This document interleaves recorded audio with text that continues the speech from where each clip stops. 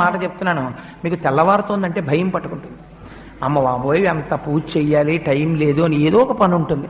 అలా కాకుండా మీరు స్వల్పమైన పూజ, వైదికంగా పరిపూర్ణత్వం ఉండే పూజ అలవాటు చేసుకున్నారనుకోండి, మీ పూజ మీకు బరువు అనిపించాలి. మీరు హాయిగా పూజ చేసుకుని వచ్చేస్తారు.